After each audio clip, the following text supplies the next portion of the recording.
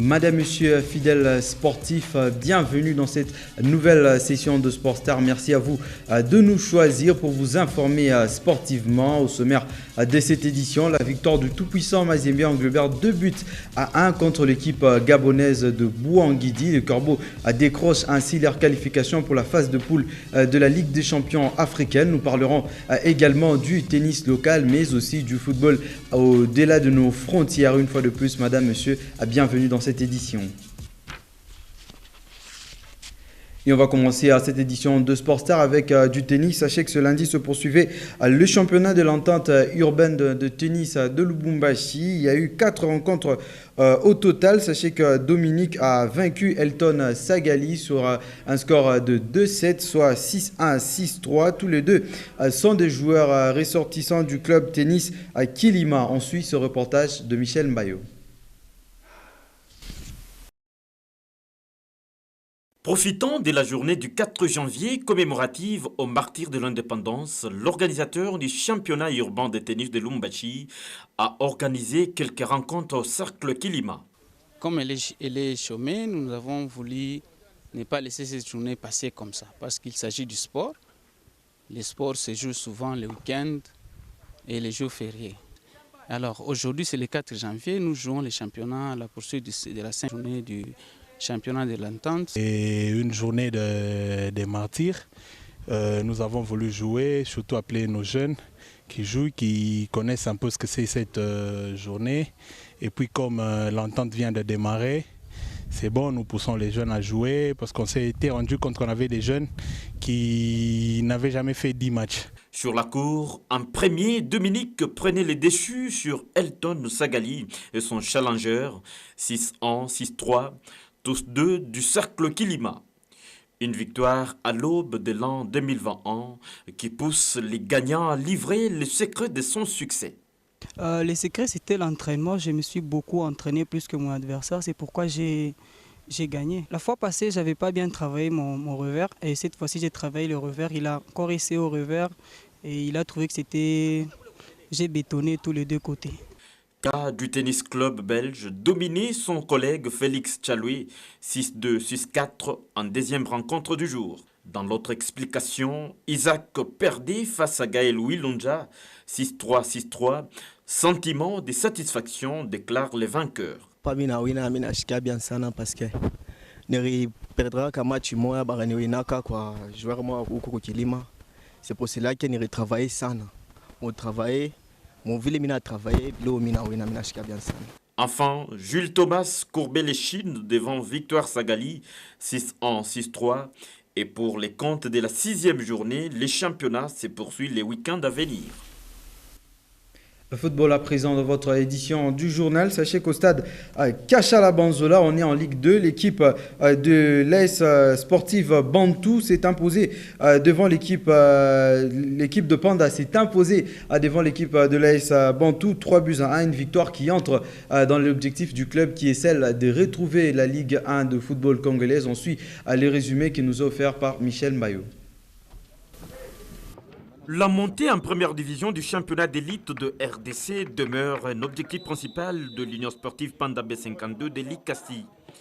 En déplacement sur le terrain de l'AS Bantou, l'Union sportive Panda a fait l'essentiel en empochant les 3 points. Dominateur dès l'entame avec quelques ratés, l'effort des unionistes de Panda récompensé à la 31e par Chamala Kazumba d'une tête plongeante, bat les portiers adverses et ouvre les scores.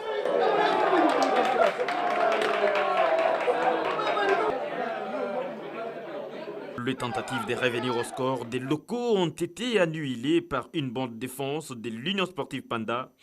1-0, score à la pause. Une minute après les retours des vestiaires, l'AS Bantou obtiendra un pénalty consécutif à une faute sur son attaquant vedette.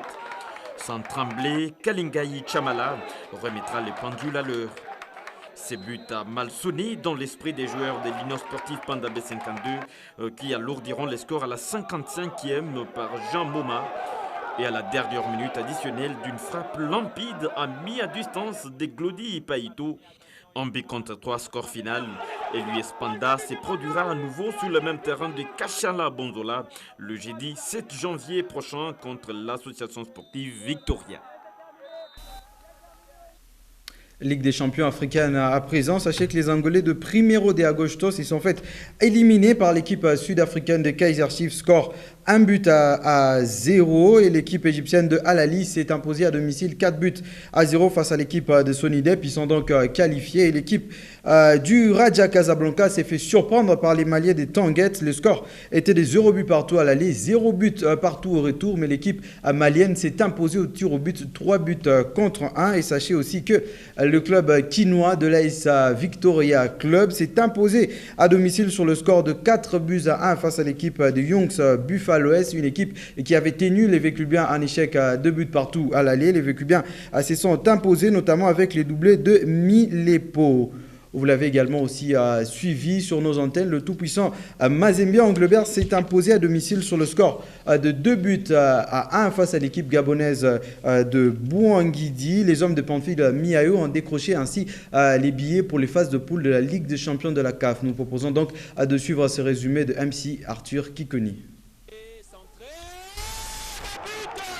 2 buts, des coups de tête éliminent le Gabonais de Bouanguidi de la prestigieuse compétition continentale. Déjà double buteur à l'aller, l'international tanzanien du tout-puissant Anglebert Mazembe Thomas Ulimwengu ouvre le score à la 14e minute, héritant d'un joli centre d'Etienne Mayombo.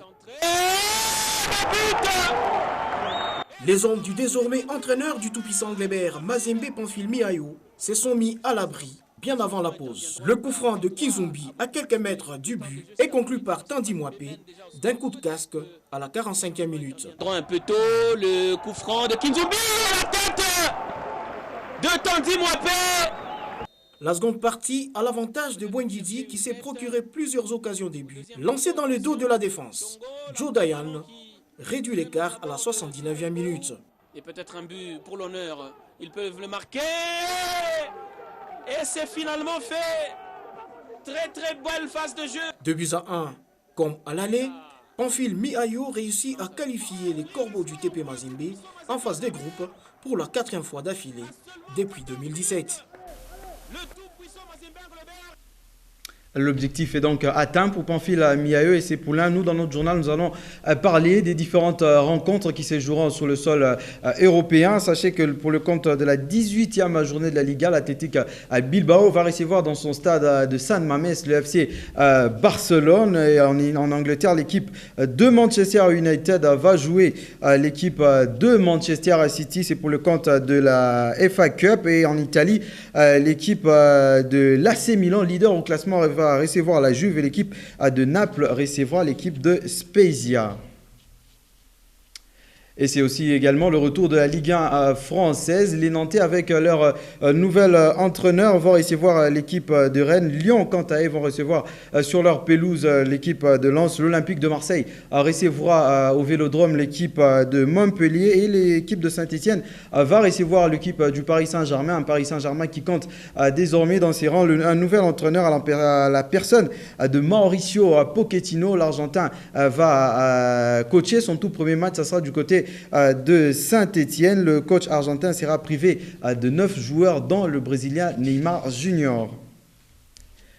Et nous allons finir cette édition de Sport Star avec le mercato hivernal qui bat son plein en Europe. Nous avons donc choisi les éléments les plus chauds. Nous vous proposons donc de suivre le condensé de tout ce qui se passe en ce moment. On suit. Le mercato hivernal a déjà débuté sur le sol européen. Du côté de l'Espagne, la tension monte entre le Real Madrid et son mythique capitaine Sergio Ramos. La Maison-Blanche semble mal embarquée dans le feuilleton de la prolongation du contrat de son capitaine. La situation semble au point mort et Sergio Ramos aurait fait savoir à son président qu'il allait désormais écouter les offres formulées par les autres clubs. Il ne se sent plus valorisé au Real Madrid et avec cette vive tension à l'heure actuelle, la fin semble proche. Le jeune milieu du terrain du FC Barcelone, Carles Aleñá, a été prêté officiellement à Retafe. L'Atlético de Madrid, quant à elle, s'intéresse à l'attaquant lyonnais Moussa Dembélé. Et en Angleterre, Mesut Ozil, écarté du groupe de Arsenal, semble être en accord avec le club turc de Fenerbahçe. Et pour finir, le club de Cédric Bakambu, le Benjingwan, a annoncé le départ de son entraîneur, le français Bruno Genesio, qui ne va pas renouveler son contrat.